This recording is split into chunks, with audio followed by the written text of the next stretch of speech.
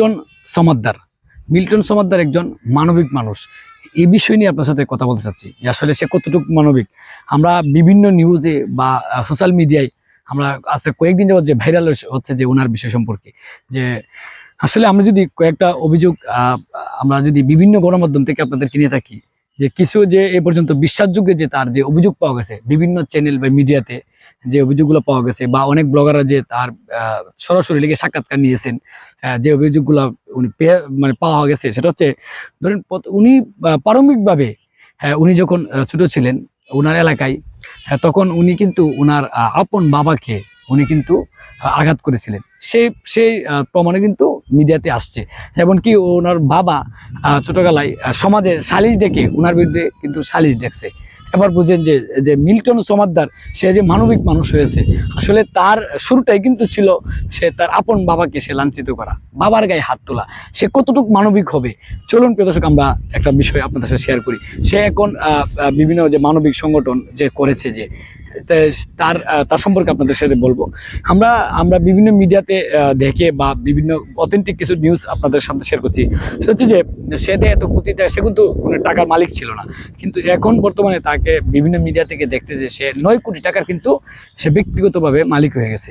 সে কিভাবে হচ্ছে, তার বিরুদ্ধে অভিযোগ কি শুনেন। আমরা চলে প্রথমত সে এটা বিশেষ সাংবাদিকদের এটা বিভিন্ন প্রশ্ন ছিল এরকম, যে প্রথমে বলেছে মৃতদের পেটে যে কাটাছেঁড়া দাগ, কিন্তু সে যখন তাকে প্রশ্ন করা হয়েছিল যে আপনি যে লাশগুলো আসেন সে লাশগুলা কেন বিভিন্ন অংশে কাটাছেঁড়া থাকে, সে বলছে যে মিথ্যা, তার কোনো মানে সে অস্বীকার করেছে দাগ।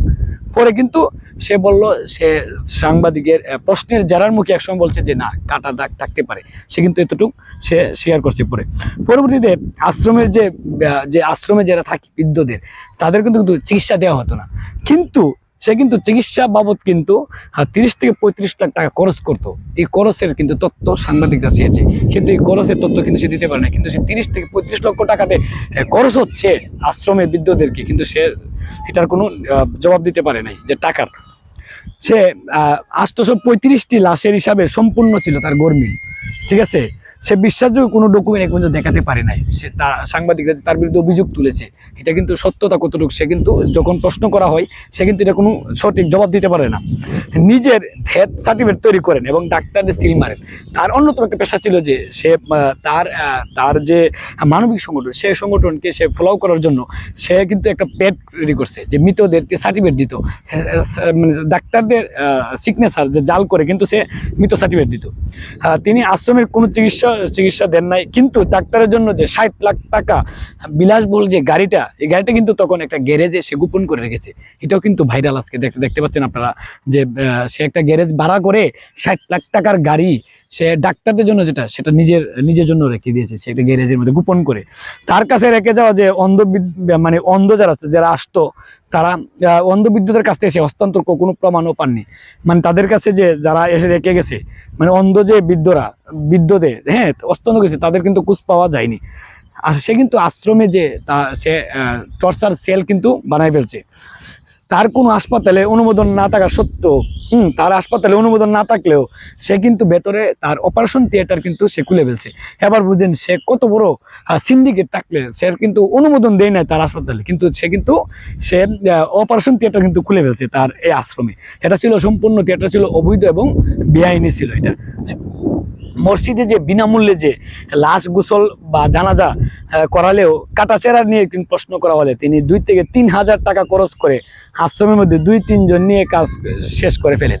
এটার কারণ কি জিজ্ঞেস করলো, সে কিন্তু শেয়ার যায়, সে কিন্তু এখানে শেয়ার করেন। বেশিরভাগ সময় তিনি রাতে লাশ দাফন করতেন। কারণ কি, তাকে প্রশ্ন করা হয়েছিল যে আপনি অধিকাংশ সময় আশ্রমে যে মরে যাওয়া যে বৃদ্ধদেরকে রাতে কেন আপনারা লাশ দাফন করেন, তখন সেই প্রশ্নের জবাব কিন্তু সে সদ উত্তর দিতে পারে নাই, কারণ এখানের মধ্যে তার ছিল গাফলা।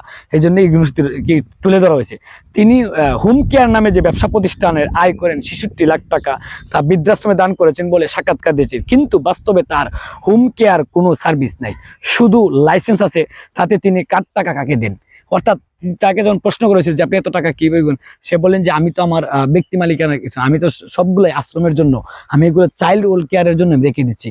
এই আসলে যে তার যে চাইল্ড ওয়েল কেয়ার, আসলে এটা কিন্তু আদৌ সে তার ব্যক্তি মালিকানার সাথে ব্যক্তির সাথে সে কিন্তু এটা ইউজ করতেছে। তো একজন যে খ্রিস্টান ধর্মের চার্চ যখন দখল করে তিনি মন্ত্রণালয় নামে ভুয়া চিঠি তৈরি করেছিলেন, এটা বিষয়ে কোনো উত্তর দেননি। মানে তিনি খ্রিস্টান ধর্মের চার্চ দখল করে কিন্তু তিনি একটা আহ, যখন চীন দখল করে তার বিরুদ্ধে চিঠি দেওয়া হয়েছিল, কিন্তু সেই চিঠির কোনো জবাব দেয় নাই। মানে একজন মানবতাবাদী মানুষ কি করে নিজের হাতে লাঠি দিয়ে মানুষকে নির্মম ভাবে পেটাতে পারে। এটা কিন্তু আপনি দেখবেন যে অনেক মিডিয়াতে উঠছে যে সে বৃদ্ধাশ্রমে অনেকদেরকে সে মারামারি করেছে। এটা কিন্তু অধিকাংশ যখন ভাইরাল হয়েছে তখন কিন্তু এই ভিডিওগুলো আসলে একজন মানে এই ভিডিওটা করা মানে হচ্ছে যে একজন কিভাবে মানবিক মানুষ, মানে যারা বৃদ্ধদেরকে নিয়ে কাজ করে, আশ্রমের যে লোকদেরকে নিয়ে কাজ করে, সে কিভাবে ব্যক্তিগতভাবে লাভবান হয়। আসলে বাংলাদেশের মানুষ এতটাই যে ধর্মভীরু যে যখন শুনে যে কারো অসুস্থ বা কারো কোনো সমস্যা, তখন যাচাই বাছাই না করে কিন্তু মানুষের দান করে। দান করার কারণে কিন্তু আজকে সে এত 9 কোটি টাকার যে সম্পত্তির যে তার যে অভিযোগ পাওয়া গেছে, সেটা কিন্তু ধীরে ধীরে প্রমাণ করতে পেরেছে যে আসলে মানুষ একটু অসুস্থ হলে মানুষের কাছে কিন্তু যে হাত পাতে কিন্তু দানের টাকা সে আজকে ব্যক্তিগতভাবে অনেক কিছু করে ফেলছে। প্রিয় দর্শক, আপনারা অবশ্যই কমেন্টসের মাধ্যমে জানাবেন। এবং মানবিক মানুষগুলো যারা আছে, যারা মানে মানুষ বিক্রি করে নিজে লাভবান হয়, মানুষকে দেখিয়ে সে লাভবান হয়, এরকম মানুষ থেকে অবশ্যই আপনারা সাবধান থাকবেন। এবং আমরা পরবর্তীতে মিল্টন সমাদ্দার সে কতটুকু আগাইতে পারে আমরা সেই নিউজের অপেক্ষায় থাকবো। আপনারা ভালো থাকেন এবং দান দেওয়ার ক্ষেত্রে এবং আপনারা এরকম মানবিক লোকগুলা যারা কাজ করে তাদের সত্যতা যাচাই করে, তারা কিন্তু একটা সবচেয়ে বড় সমস্যা হচ্ছে তারা যতটুকু দেখায় ততটুকু কিন্তু কাজ করে না। তারা কিন্তু দেখায় যতটুকু, তারা মানে কাজ করে যতটুকু, মানে তারা কিন্তু মানে এর চেয়ে অনেক গুণ বেশি দেখায়। অর্থাৎ তারা ওই যে মানুষের সাহায্য সহযোগিতা পাওয়ার জন্য, মানুষের দান সৎকার বেশি পাওয়ার জন্য এগুলা কিন্তু করে থাকে। আপনারা অবশ্যই এগুলা থেকে সাবধান থাকবেন এবং অবশ্যই এগুলা থেকে মুক্ত থাকবেন। আশা করি সবাই ভালো থাকেন, সুস্থ থাকেন। আবার দেখা হবে নতুন একটা ভিডিও নিয়ে। আপনারা সেই পর্যন্ত থাকেন সবাই। আল্লাহ হাফেজ।